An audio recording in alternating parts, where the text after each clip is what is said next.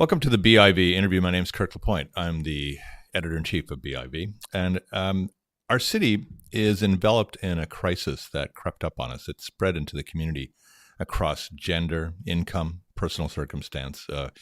It amplified the perplexing commodity that we have now of addiction in our midst. It challenged authorities to contain it in a new way. And we've lost now thousands of lives in British Columbia in a remarkably short span to it, including several hundreds in this city alone. If those in business or in public life or in sports or in the arts thought this might be perhaps victimizing others, they're now most mistaken.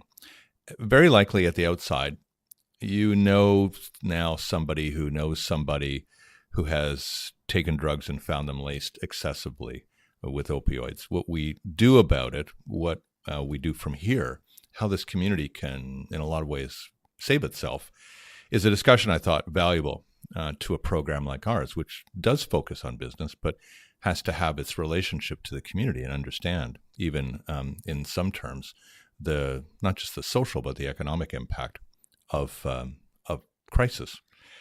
My guest has immersed himself in the equivalent of a masterclass for months and months in order to write his recent book, Fighting for Space: How a Group of Drug Users Transformed One City's Struggle with Addictions. Travis Lupick is a journalist who writes for the Georgia Straight.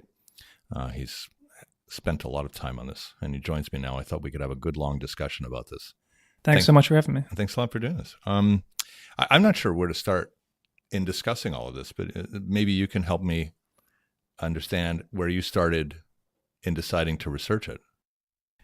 I've been a reporter at the Georgia Straight for a little over 10 years now, minus a leave of absence. And so in 2012, 2013, I was covering politics in Vancouver, just doing my daily grind. Mm-hmm. And people started dying. Drug overdoses started occurring in Vancouver and BC with greater frequency. And it was slow at first. For the first couple of years, there was a notable increase, but it was gradual. But the curve got steeper and steeper, and as more and more people were dying over the last 5 years, it sort of organically became a niche beat for me at the Georgia Straight, which was good enough to give me the time to stick with that subject. Yeah.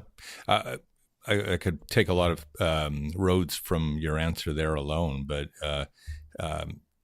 how did you then begin to apprehend that this might be something more than just a slight rise, that there might be a phenomenon taking place here? Well, I'll say this with hindsight. By 2015-16, I had been covering what we were already calling the fentanyl crisis for a few years. Mm-hmm. And it was already scary. For lack of a better word, a normal number of fatal overdoses in British Columbia is about 20 a month. And from 2011 to 2013, that had ticked up to 40, 50 a month.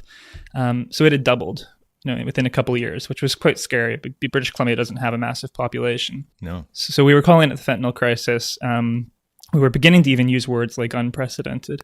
Right. And then there was the winter of 2016, and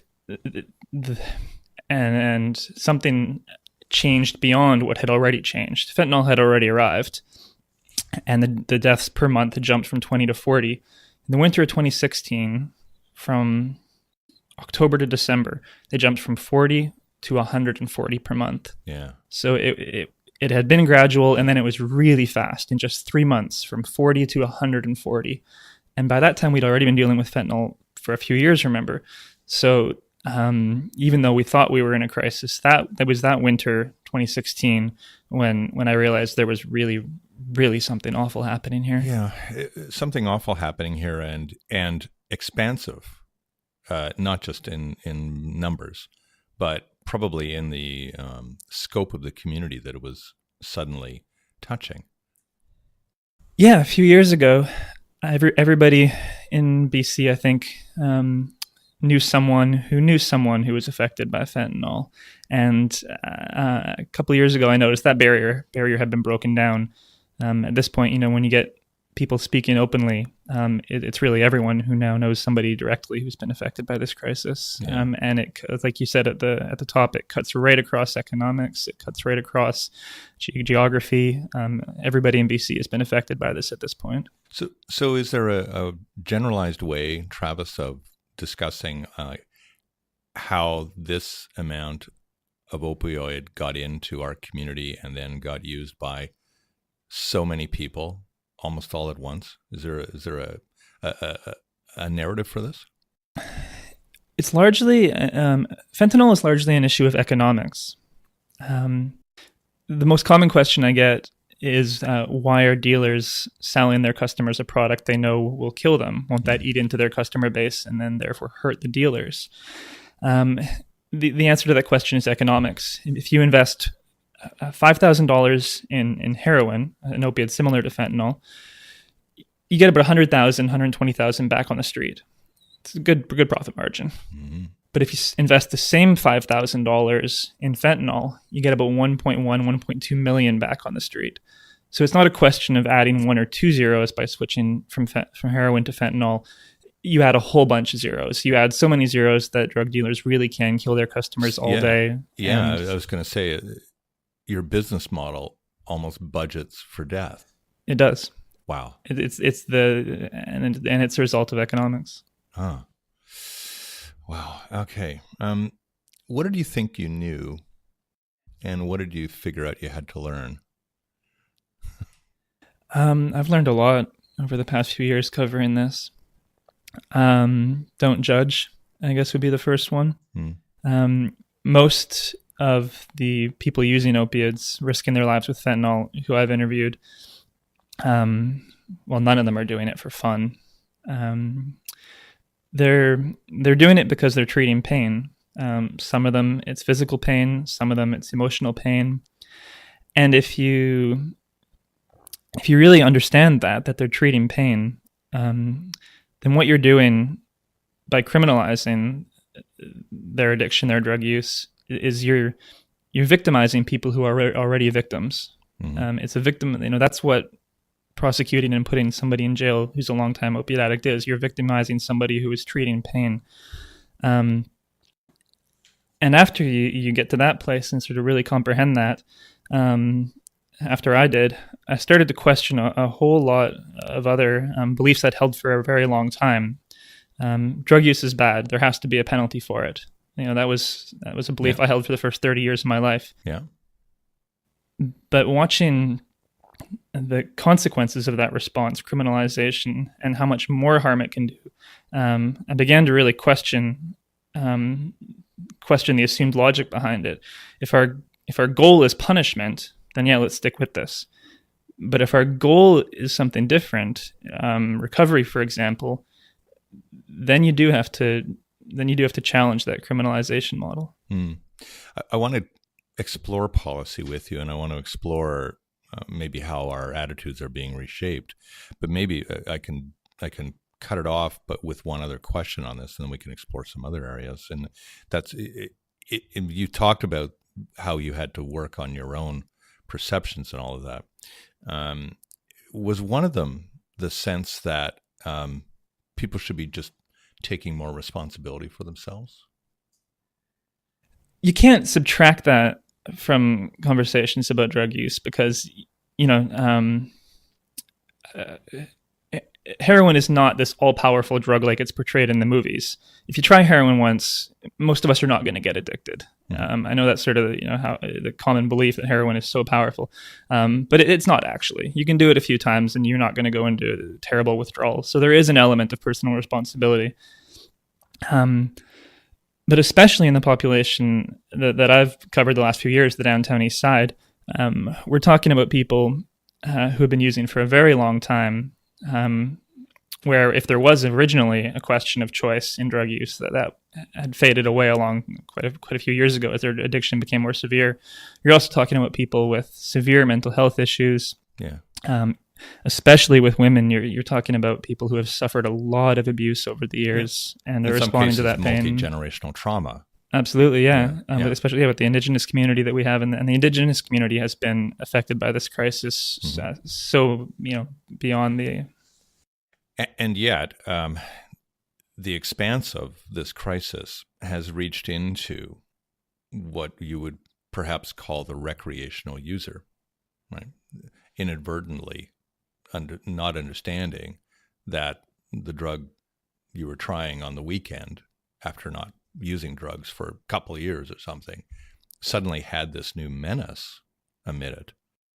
Yeah, in BC, the fentanyl problem began with more entrenched users, largely in the downtown east side, but as you said, for sure, it has expanded beyond there. And that's scary because longtime drug users are a little bit more prepared for this. The banker or the lawyer using cocaine once a month will be far less prepared physically as well. They don't have the tolerance that a longtime drug user will have, and so that cocaine laced with fentanyl will hit them a lot harder, often deadly. But I also think that we underestimate the amount of pain that's also that so-called recreational users are also dealing with, because there's a lot of really troubling indicators across North America that have risen alongside growing numbers of overdose deaths. Prescriptions of antidepressants, suicides have increased right alongside fatal overdoses. North America is dealing with a lot of pain right now, and I think that's the larger issue underneath this whole fentanyl crisis. Yeah, yes, and in the case of perhaps an audience like the one we would have, people who are soothing by virtue of recognizing that they are either under great duress, that they're experiencing failure, that they're not achieving their dreams, and so drug use of some sort, like any other self-soothing, is a form of momentary escape. Yeah, especially with opiates. The most I've asked 1,000 people over the years what it feels like to do heroin, and 900 times I've heard it feels like a hug. So there's a reason that people in pain are going to opiates. Yeah. They're looking for a hug, and they haven't. Have you ever? What have you ever tried? Have you tried anything to that level? In my younger days, I experimented. Yeah. When it was a lot riskier than it is today. Yeah. Knowing what you know now, you want to steer clear. Oh, drugs are a very different game than they were 5 years ago. Sure. I've always had a pretty open mind about drug use, and I've had a pretty relaxed attitude. If somebody in university wants to take ecstasy on the weekend, whatever, I don't think it's really going to hurt them. I don't know if I say that anymore. Drugs are a different game. So what is it that you wanted to really explore with a book like Fighting for Space?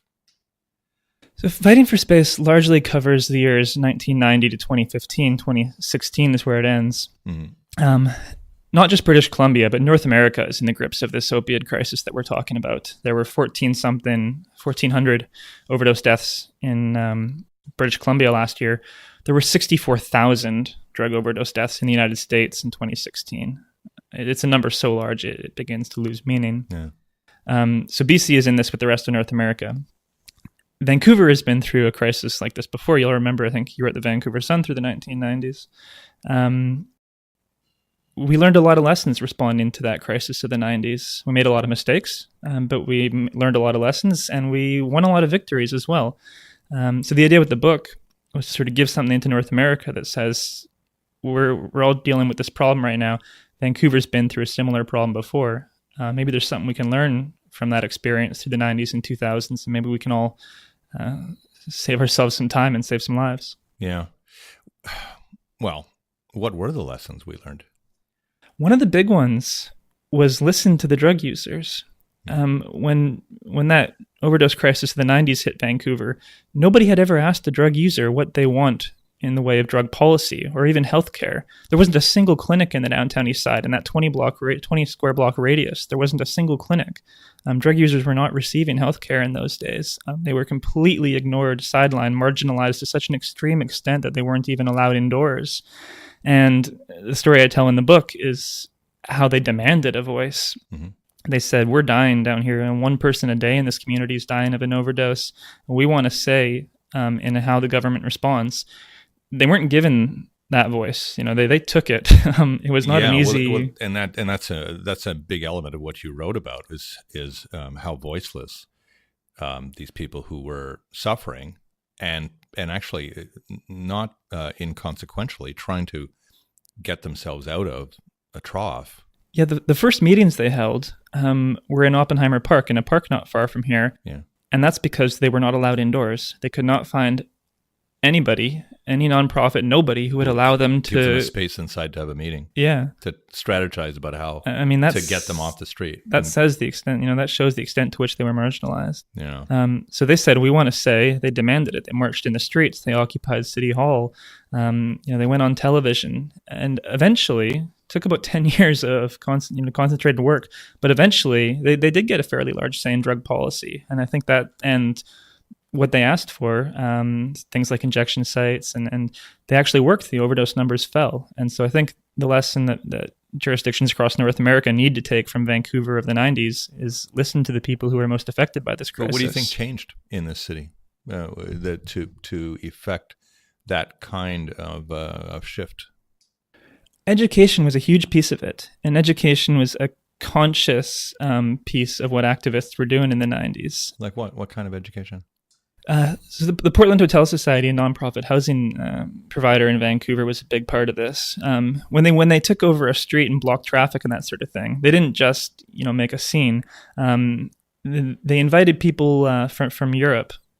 Police officers who were supportive of injection sites that were already operating in Europe, and they invited the mayor of Frankfurt and important people who wear suits, and they connected them with people at City Hall in Vancouver, and it was sort of this realization the activists had: we think we have the right ideas, but is anybody going to listen to us? Let's be pragmatic about this. So they had to bring people in suits to get people in suits to listen. That was a big part of it, a conscious part of it. Yeah. When you take a look at what that did in changing the attitudes of this city, and yet you look at across the country where attitudes are in many places quite different. Yeah, I was just visiting some sort of grassroots illegal injection sites in Toronto and Ottawa a couple weeks ago, and they were telling me, the police still come by every couple weeks, not arresting people, but making everybody feel really uncomfortable, letting them know, you're doing something we don't like. So there's this low grade harassment that you don't see to the same extent in Vancouver anymore. We have to, Vancouver really pats itself on the back for its progressive policies towards drug use, and I think we deserve to, but we can't forget that it took us 20 years to get here. Yeah, and other jurisdictions are just starting to have these conversations that we had through the 90s. Do you have you come to understand what it is about this city that seems to bring so many drugs here? That's a really, really good question. One I've thought of a lot and haven't totally arrived at answers. We're a port city, and there's a higher portion of drug use in just about any port city. That's where drugs are transported through, and there's always a bit of leakage. I think in Canada we're a bit unique in that our disproportionate drug problem actually has a lot to do with something as simple as the weather. We're the only city in Canada, a major urban center in Canada, that doesn't freeze for 5-6 months of the year. Right. So Vancouver does have a disproportionate... People describe even the homelessness piece. Yeah, that's to our climate, which and homelessness is related to drug use. Yeah. And Vancouver carries a burden for all of Canada. Really, we do care for a disproportionate number of the entire country's homeless population. Yeah, and there is some drug use that comes with that. Through the 1960s, 70s, 80s, all of North America underwent a process of deinstitutionalization. We emptied these sort of old school asylums that you see in horror movies and that sort of thing. We created group homes. We did all kinds of things in order to bring people into the community to help them reintegrate. We did a lot, but we didn't do enough. We left a lot of those mentally ill people out on the streets, and sadly, drug dealers found them, and that's part of this problem as well. Yeah. Does it beguile you as a Canadian, for instance, to see that what we're doing in Vancouver is we're carrying, as you put it, a large part of the country's issue in all of this? People are coming here from all parts. These are not all native Vancouverites, and yet the rest of the country doesn't. Well, the rest of the country seems quite content to let Vancouver hold the bag. Yeah. And to Vancouver's credit, to some extent, so does Vancouver. We actually, I know that there is, an uproar every few years about the amount of tax dollars that go to nonprofits and social services in the downtown east side. Yeah. But for the most part, I think Vancouver residents are incredibly generous with the amount of our tax dollars that go to these issues and all of Canada's homeless population. I think it's a justified point of pride for our city. Yeah. And yet nobody really appears to have, the magic bullets here. No. Well, the magic bullet, you know what the magic bullet is? It's housing. There's a social policy called Housing First. It's beginning to gain traction across North America. It says if you put someone in a home first, without condition, you create enough stability that they can then go the next step and begin stabilizing their mental illness. They can begin tapering off their drug use. And there's a fair bit of science and study behind it at this point. And Vancouver, really, long before we were calling it Housing First, Vancouver was pioneering this strategy way back in the 1990s. That was largely the Portland Hotel Society. And then that's a big part of the story I tell in the book as well. Yeah. The problem now is space. Even if we wanted to give everybody a home, Vancouver's in this intense housing crunch, like few jurisdictions in North America. So that's a challenge. The land value has crept away from the economics of the housing first type of model, unless there is just what seems to be a very significant subsidy. And yet, you would have studied this as well. I mean, it's a false economy to worry about that subsidy, because what you're really doing is heading off at the pass a far larger subsidy. Yeah, if you're worried about tax dollars going to social housing, you need to understand that you're going to spend a lot more of your tax dollars down the road. It cost a fortune to send ambulances to the downtown east side every day. Someone told me it's almost like a $10,000 call kind of thing. It's there's a lot of they call them $1 million men. These patients who we literally spend $1 million a year on, sending them through the emergency room once a week, sending them through the prison system and through the courts and taking up police officers' time. It's really expensive to not give people social housing who really honestly do need it. Yeah, but as a journalist, Travis, I mean, most journalists are, when they encounter something that appears to be so self-evidently addressable, and yet they don't see it addressed. It can be really crazy making. How did you keep yourself out of that deep frustration? I don't know if I do. It is a complicated problem. I described housing as a silver bullet, but of course, housing is actually a very complicated issue. And it's a problem of scale. We've let this problem fester in Vancouver for so many, decades really now, that it's become a sort of intractable, tough one to solve. There's a lot of, I don't know, it's not a silver lining, but there is this amazing sense of community in the downtown east side too. I've lived in a few different areas of downtown Vancouver now. The West End and sort of around the library, and now I'm in the downtown east side. And the downtown east side is the only place I've ever lived where I'm almost every day stopped walking down the street and somebody I know wants to stop and chat. There is this real sense of community that I think is often born out of hardship, and so that also exists in all this. Yeah. When you take a look at the way that we are now addressing symptoms, at least, what kind of progress do you think has been there in the last little while? The rescue missions, nightly, daily, I guess, and on our streets. We've done some really great things in response to the fentanyl crisis. The government was late, but they're in the game now. Yeah. In December 2016, we opened more than 15 overdose prevention sites. These are really sort of bare bones places where people can bring drugs and inject under supervision, so that if they overdose, there's someone there to catch them. The provincial government saw more than 15 of these sites open in 5 business days. I've never seen government work that fast on anything, let alone something as complicated as injection sites. They're pop-up sites, right? Yeah, it was amazing. They showed it can be done. Mm-hmm. making test strips available for fentanyl now before anybody else in North America, sending patrols through the alleys and we've done some really, really great things, but it all falls under this umbrella called harm reduction. Now I'm an open advocate for harm reduction. That's what the entire book is about. Yeah. But Vancouver's, but harm reduction is not the solution to the opioid crisis. Harm reduction is, it's a cliche, but an apt analogy is a finger in the dike. If your dike has sprung a leak, you definitely want to put your finger in there to plug it. So we have to do harm reduction. And, you're going to have a positive outcome there. The dike will leak less water, but you're not actually repairing the dike. And we had, in the fentanyl crisis, we haven't even really begun the conversation about repairing the dike. We've done so much on harm reduction and we should be applauded for it.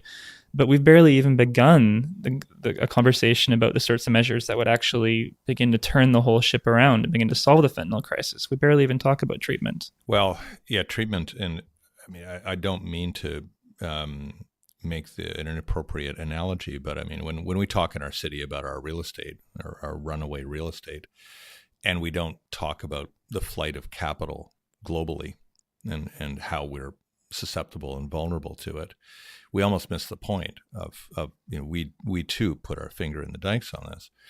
Do you have something akin to a larger blueprint on how you get at an opioid crisis or a fentanyl crisis or a painkiller crisis and start to actually, turn it around, turn the ship around?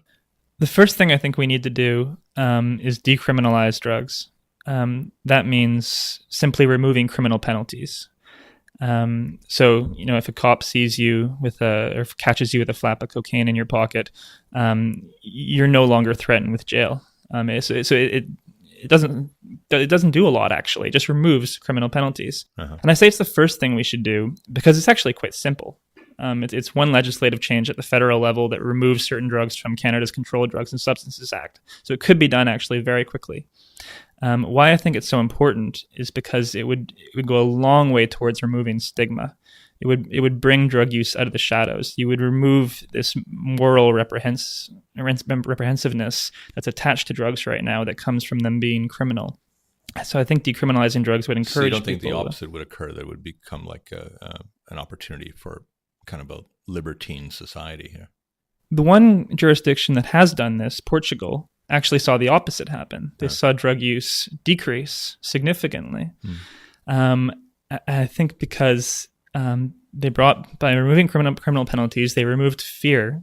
They brought people more into the open around drug use, and that allowed them to ask for help if they were no longer so ashamed. They also didn't create a free-for-all. If you get caught with drugs in Portugal, you are not given a free pass and allowed to continue with your flap of cocaine. You are directed to something called a dissuasion panel. So there's no fear of criminal penalty. You're not going to go to jail. But you have to appear before this dissuasion panel, and they offer you a few different roads of treatment. Portugal didn't just decriminalize drugs. They also made massive investments in the treatment system. Yeah. They used to spend about 20% of their drug policy budget on treatment and about 80% on law enforcement. And they literally flipped those numbers. Now it's 20% on law enforcement, 80% on treatment. It sounds as if they made the assumption that I think our policymakers still haven't really quite made, which is that people actually do want help. I really think they do. A heroin addiction is not a fun thing. It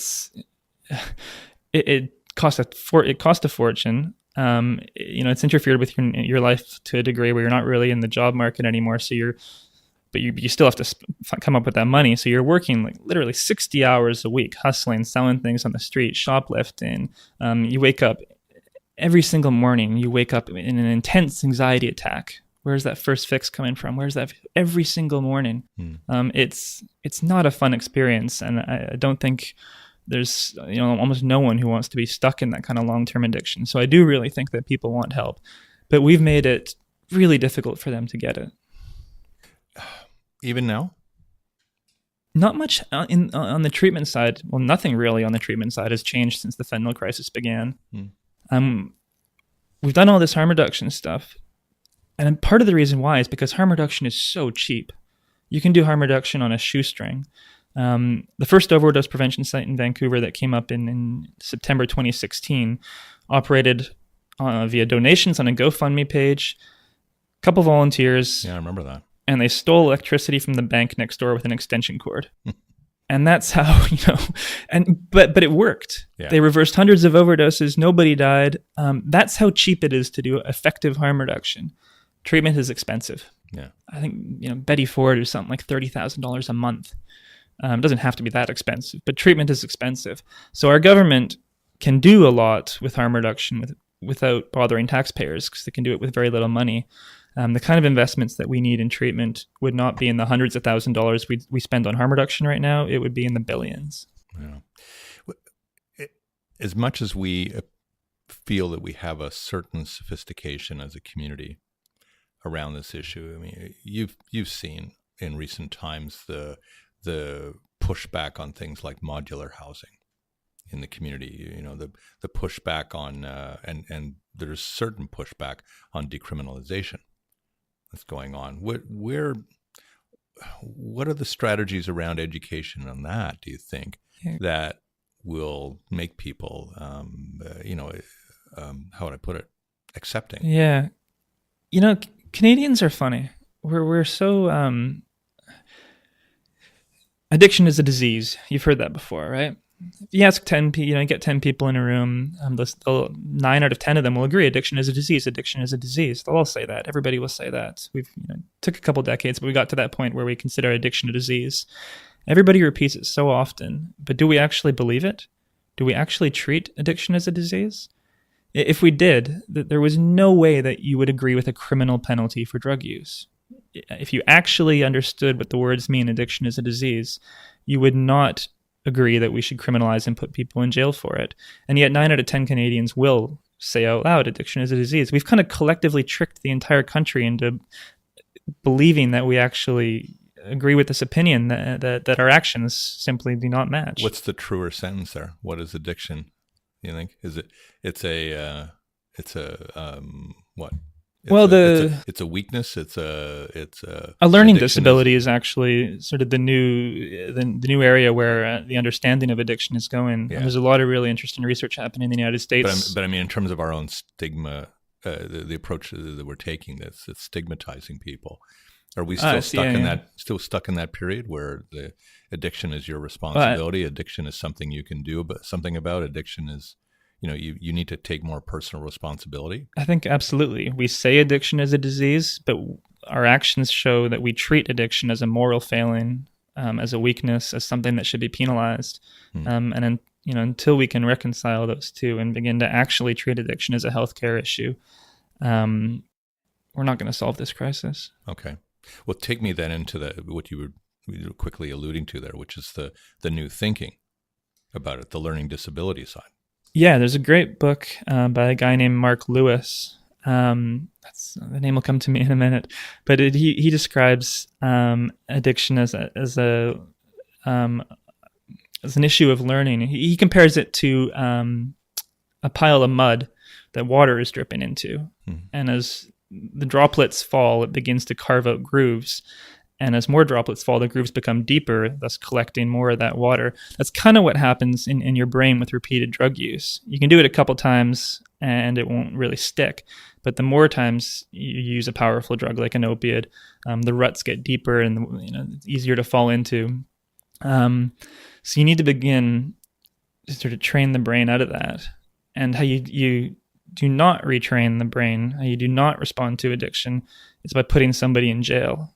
By increasing stress, by threatening them, with police harassment and persecution and that sort of things. All those stressors make people want to use drugs more. Like that, that's a large part of what drug use is, a response to sadness or depression or stress. So by throwing someone in jail and sending police after them, well, what are you doing? You're increasing their stress. Does our collective response on this one breed any cynicism in you about whether in fact we do want to address this? It did for a long time. The last year or so, I've seen a lot of reasons for optimism. I do believe that we are finally beginning to have an honest conversation about addiction and how to respond. And you see that in people like the leader of the federal NDP, Jagmeet Singh. He openly supports decriminalizing, that is, removing all criminal penalties for all drugs. Yeah. That he's a leader of a major federal party. That's never happened before. I respect who he is, and I respect what it is that he's leading, but he's kind of what you would consider to be a typical source of where you would get that support. The opposition, you mean? or someone who's positioned to the left of center, right? Who you would consider themselves to be quite progressive on that scale, right? An intriguing person, a more intriguing person, is somebody I know a bit, Conrad Black, yeah, who also says this is absurd, yeah, and you get people on a libertarian side as well, who are also saying we've spent crazily. You get a lot of very far right-wing libertarians in favor of decriminalization. Yeah. So it does branch across the political spectrum.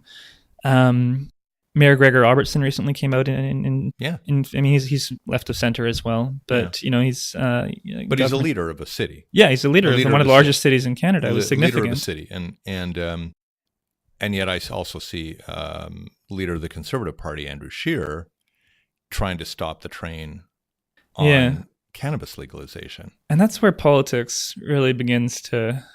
Yeah. Okay. So you're of a different generation than I am. Is it a generational push that's going to effect this change? A big piece of it is. Although Scheer's more in your generation than in mine, I might point out. Which is a bit funny because people under 30 I talk to, I mean, the fact that marijuana is illegal is just a joke to them. Like, they just don't get it. They're like, why on earth? This is like, alcohol is so much more destructive. Why was marijuana ever illegal? It doesn't even make sense to younger people anymore. Interestingly, Justin Trudeau has come out strongly against decriminalization. Yeah. The question's been put to him over and over again over the last year. And what's going on there? I mean, his father was I'd argue, when he instilled the Ledane Commission. Yeah. That was a pretty provocative. Yeah, that was review. A recommendation to decriminalize drugs that came in the 1970s, was it? Yeah. What's happening there is politics. Every argument that Justin Trudeau makes in favor of legalizing marijuana, remove it from the hands of criminals, make it harder for children to get, make it safer by regulating purity and that sort of things. Yeah. Those are his three big arguments. And all three of those arguments can 100% be applied to hard drugs as well. If we legalized and regulated, heavily regulated, which is what we're talking about with legalization, it would be harder for kids to get drugs. They couldn't go down to the corner anymore. That would address the fentanyl problem. People would know by going to a government store that they were actually getting heroin, which is significantly less dangerous than fentanyl. So all those arguments that Trudeau makes for legalization of marijuana could equally apply to hard drugs, but he can't make them because of politics. It's curious because your book goes up to a certain point, but in more recent months, I think, as we talked about at the top of this discussion, we're now all having friends who have had this experience in this community. In a lot of ways, that has taken some of the mystery out of this phenomenon for us. And do you think that is? I hate to say it, but do you think these people are dying, and that there's almost a purpose that will come about? No, I agree with you. Change is often born of crises, and that's what we're seeing now. It's very easy for someone to say drug users have to go to jail because drug use is bad. We all agree on that. Mm-hmm. Do you think drug dealers need to go to jail?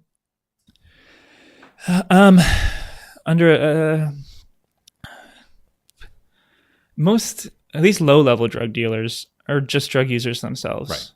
Right. They're not doing it to make money. Often they're paid in drugs. Hmm. At the lower level, I would say no. I would consider them drug users. At the higher level, I would agree. We still have to send drug users to jail. You can't have organized crime, dealing heroin on the street.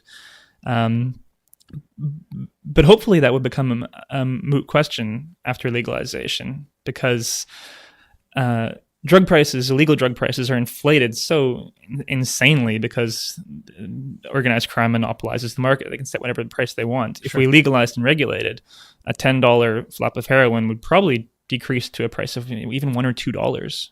So the illegal market would get stamped out pretty quickly, I think, just by simple economics. Nobody would go to them anymore. Yeah, although I can imagine listeners automatically going, hey, wait a minute. Then that makes it so accessible. That makes it so easy to use. That then creates a whole other problem that we didn't anticipate. Yeah. And you know, I know what you're saying about Portugal, but can you really guarantee that would happen here, that human behavior would be the same here? So here I'll make a really important point on Portugal. I'm not actually in favor of the Portugal model for Canada. No. Decriminalization, removing criminal penalties, has worked very well for Portugal. But Portugal has never dealt with fentanyl. Portugal has never had to respond to a poison drug supply like Canada is now. They don't have fentanyl in Portugal. Oh. If Canada decriminalized drugs, it would remove stigma and help people seek treatment, but it would leave the drug supply in the hands of organized crime, and it would leave fentanyl on the streets. So the Portugal model would not actually work for Canada. We would need to go one step further. We would need to decriminalize, and then we would need to legalize and regulate and bring supply under government. What do we do about fentanyl itself? Portugal flipped, as you say, the amount of resources into 20% policing. Surely we have to do something about how it's being created and distributed. I understand the logic. Organized crime is killing people, and fentanyl is terrible, and we have to stop it. But we can't stop it.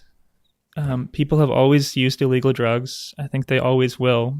We can play whack-a-mole forever. We have the war on drugs for 100 years, and we've never even slowed the drug supply. The logic is so obvious. We have to take action against drug dealers. But if you get past the logic and really start critically thinking about the goal, after 100 years of the failed war on drugs, it might be time for something else. What do you think that something else is? Because I've even heard our premier talk about the need to really get to the underlying areas of all of this. And obviously, there's a new Ministry of Addictions. Mm-hmm. Clearly, the government is trying to apprehend the crisis in a different way and go about its addressing of it in a different way. But getting at these root causes is what, in a lot of ways, terrifies people about, and I hate to go back to economics, the expense of treatment. Yeah, we have to be willing. I mean, if we're going to honestly talk about solutions, we have to talk about spending that kind of money, billions.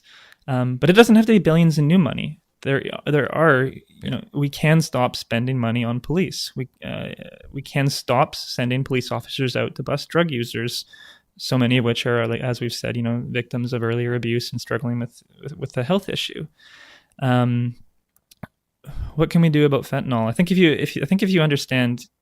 you accept two really basic facts, and I think they are facts. The first, that people will always use drugs. And the second, that BC's drug supply is now so hopelessly polluted that people will continue to die. I think if you accept those very two basic points, we need to go to full legalization and regulation, bringing supply of opiates under government control and government regulation. And you mentioned unintended consequences a minute ago. I agree. There are going to be unintended consequences, and advocates for legalization have to admit that and have to talk openly about it. Yeah.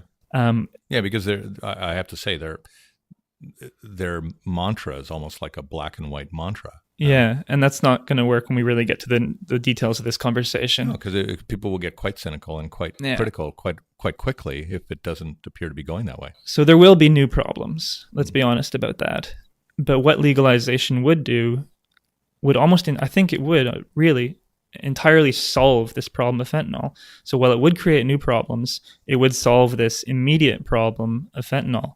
And that immediate problem right now is killing almost 1,500 people a year in BC. Yeah. So I think we're at a point where we need to deal with that immediate problem and then deal with unintended consequences when we get to them. What I wonder about too, is there's a whole other strata of people who are suffering right now. and there are actually those with some chronic pain. And I have many friends who say that their doctors now won't prescribe. Yeah, they've gotten out of the business of prescribing painkillers because of the fear they have. This is becoming a huge issue. Actually, the last big investigative piece I did for the Georgia Straight was on this topic. Mm-hmm. People who are in legitimate pain can no longer get painkillers. And when that happens, they don't stop feeling pain. They still seek ways to deal with it. So they're going into the underground. So they're going to the streets, and instead of finding the OxyContin that they wanted from a doctor, or instead of even finding heroin, what they're finding is fentanyl, and that's killing many of them. That's another unintended consequence. That's become a huge problem. And in British Columbia, I want to be careful here, but localized to British Columbia, it's actually a problem we don't need to have. Across much of the United States, the opioid crisis was driven by doctors. Not all of it, but in some areas. Overprescribing led people to get addicted. The doctors realized what they were doing was wrong, pulled the prescriptions back, and then, as you said, people went looking on the street, and what they found was heroin or fentanyl. That didn't actually happen anywhere near to the same extent in British Columbia. Doctors were overprescribing, but nowhere near to the same extent that they were in parts of the United States. But because we all watch CNN and because we all read the New York Times, we believe that BC doctors were doing this. Right. And so it's created a fear within the medical establishment in BC that you just talked about. Now they feel they have to cut patients off because of the backlash that we've inflicted on them. No, they're fearing being responsible. Yeah. For someone's for someone's horrible addiction. Yeah. So they're responding to a problem that was largely in other jurisdictions that they nevertheless received a backlash for here, and it's created this whole new problem of people in legitimate pain not able to get the painkillers they need. This stuff is complicated, and we do need to be careful how we respond to it. So your book, Fighting for Space, has got a lot of accolade. It's only been out for a number of months. If you had to have a do-over, what have you learned since? What has even promoting the book done in terms of changing what you know? Yeah, I'm still constantly rewriting that whole thing in my head as I go to bed every night. You gotta let it go. I know. The response has been really encouraging. Last month we took it to Toronto, Montreal, and Ottawa, and there were packed rooms in every city. And after I did my little half-hour presentation of the story in the book, another hour in every city of really good, detailed questions. Mm-hmm. How do we do what Vancouver did in the 90s? How do we do that in Toronto? How do we do that in Montreal? Is that what mainly people are saying? Like they look at what you talk about in the book and say, how do we get a piece of that? That's the number one reaction of the most notable reaction I think I've had. And not even just in Canada. The book's not out in the United States until June, but I've had a number of officials from City Hall in Philadelphia call me and say, I somehow got a copy of your book, and we want to do what you guys did in Vancouver. People in Boston, people in Baltimore.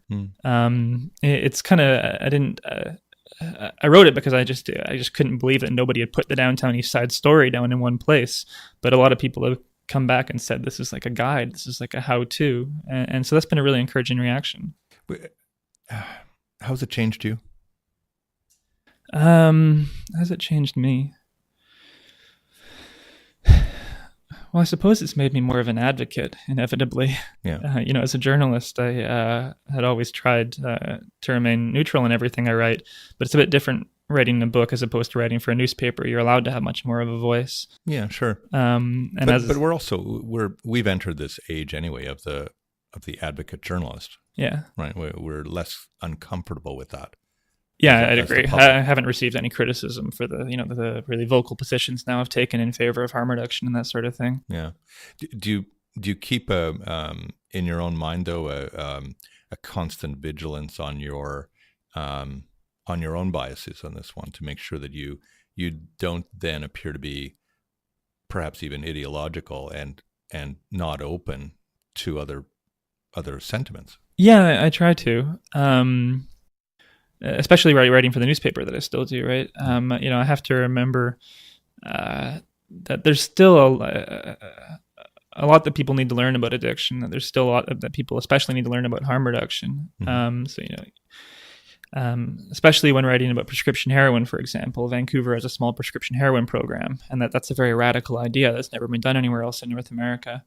When I present that idea to newspapers in other cities, and when I write for an American paper, for example, a huge chunk of every article goes to sort of warming people up and explaining that people don't walk out of these facilities with their eyes glazed over and nodding off.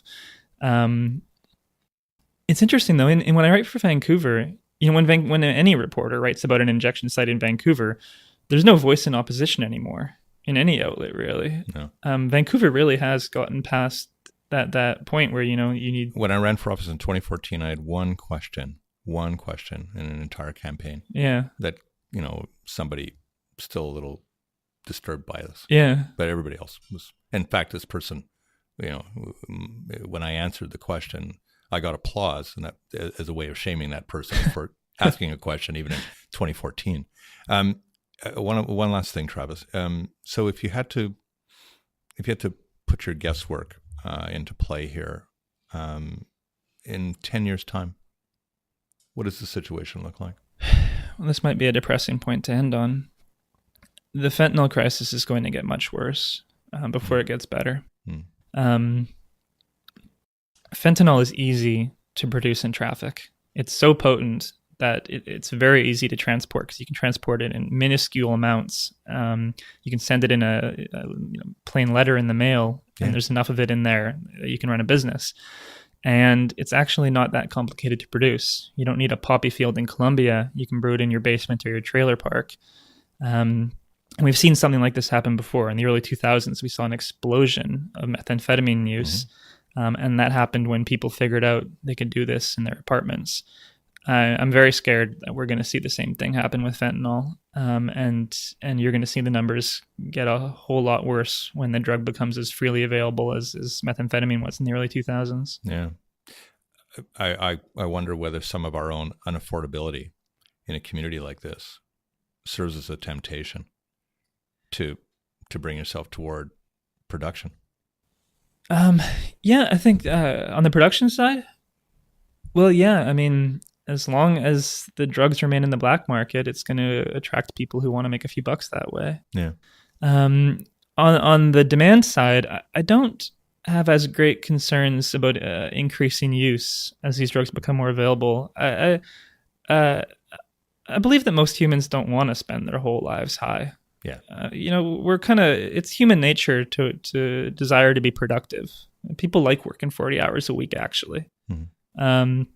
So if we legalized, if we stamped the government's seal of not approval, but regulation on drugs, I'm not so worried that you would actually see a large increase in demand. Yeah, I'm mainly talking about production. Listen, it's been a great conversation, and congratulations on the book. Thanks so much for having me. Travis Lupick. His book is Fighting for Space, How a Group of Drug Users Transformed a City's Struggle with Addiction. Thanks a lot for listening today to the BIV interview. I'm Kirk LaPointe. We'll see you again next time.